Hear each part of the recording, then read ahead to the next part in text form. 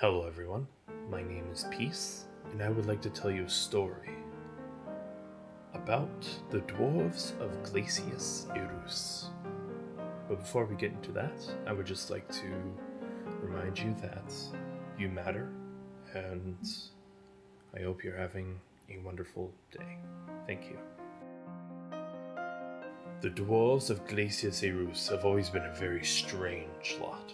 Centuries before the Emperor was even born, the Dwarves of Frogat Ungor consolidated their power into 12 different dwarven families, essentially uniting all the dwarven tribes of Frigors and Fernale.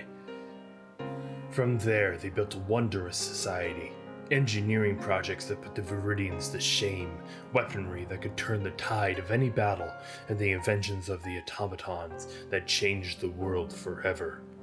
The Dwarves of Glacius Irus were hardy, and even though they had their hiccups during the Pregrandis Vinco and the various wars that the Empire of Viridia dragged them into, they still had pride in their work. It was unmatched. The praises of dwarven engineering were sung throughout the supercluster. Then, for reasons unknown, a frost overtook the entire province, causing the largest refugee crisis the Empire has ever seen. What we do know for sure is that at the tail end of the Third Viridian Zabar War, specifically 2760 EA, the Empire started getting reports of sudden and uncharacteristic temperature drops within Glacius Irus.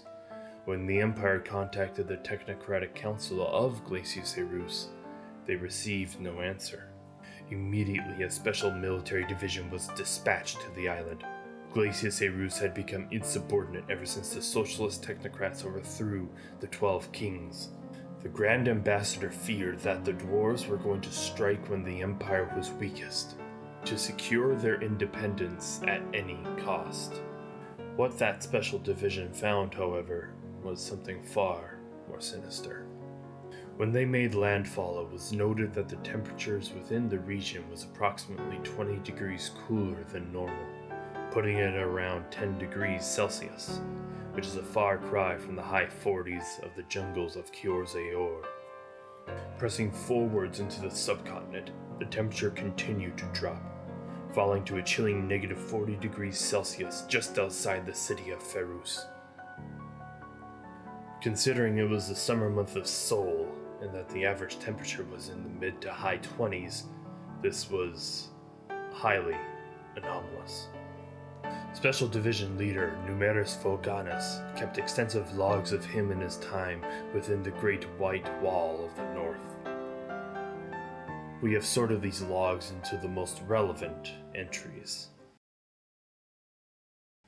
The 8th day of the 7th Domas, Sol, 2760 EA. We crested the hill and saw the pitch-black octagonal tower scraping the horizon. It was hard to see from where we were, but it appeared as if several of the buildings had multiple long claw marks on the side of it, covered by a clear frost that pointed south from whence we came, as if a hellish wind blew from the north and covered all the buildings here. Chorus found a foundry super deep mine combo, so we'll set up here for the night. See if we can't vent the heat of the mines in here so that we do not freeze in our sleep. The 10th day of the 7th Domas, Sol, 2760 EA. It's been eerie walking around in Ferus. Most of the population has been frozen in time. 5-foot-tall icicles litter the entire city. They looked at peace, like they were simply living their lives before something froze them. Speaking of something, Irun has no idea what to make of those supposed claw marks on the sides of the buildings. Said there's no beast that can make those kind of markings. What's more is these markings move throughout the city in a nonsensical pattern. If this was an attack by some mythical ice beast, Irun reckons that it would have to move throughout the city at an extreme pace, or we wouldn't have all these dwarves frozen in their happy little lives.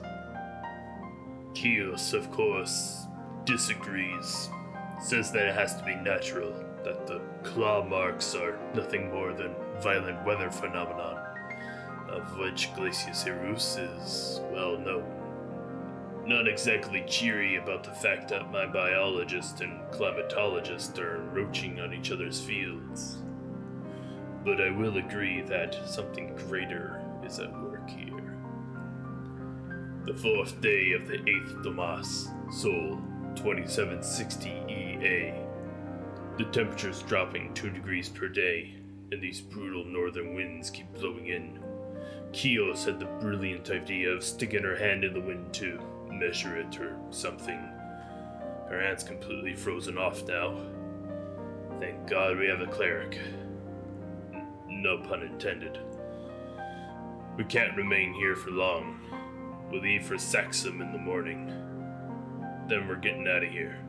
Those dwarves can freeze for all I care. The 6th day of the 8th Damas, Sol 2760 EA. Something is in the snow. It fucking took Kios. Poor kid, she deserved better. May Clementia have mercy on her soul. We didn't even fucking see what it was. It just came out of the white wall of frost. It looked like it had scales with massive claws like a dragon, maybe? Irun says that he saw a massive fur paw just from outside the white wall. We just ran. We didn't have time to make it to Saxum. We were back in the foundry in Ferus and trying desperately to huddle around any sort of remaining heat that's coming up from the mine shaft. I sure hope you pompous bastards at the IDO can make something of this. The rest of the Special Division returned unharmed to the capital of Kyorzayor, Tatari Ostium. Both luckily alive, but severely frostbitten.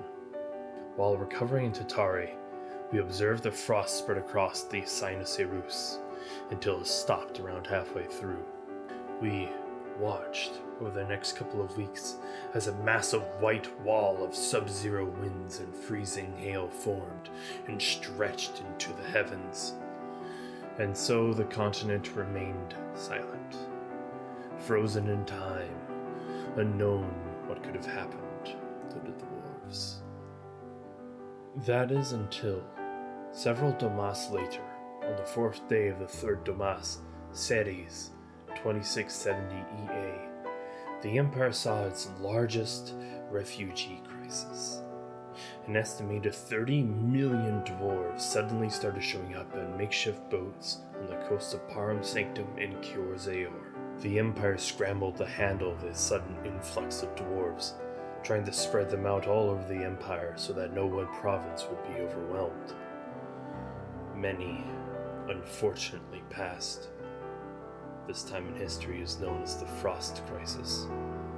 But none of this made sense. Why are refugees suddenly showing up now? Several Domas after the frost overtook the continent. What's more is that none of the dwarves that we talked to could give us a promising answer as to why they were showing up so late in the crisis, nor why the frost happened in the first place. They kept giving incoherent answers, talking about singularities, reality bending, nonsensical rants about fractals. It made no sense. Many did not know where they came from, and many seemingly had identical memories spread out amongst people who had absolutely no relation to each other.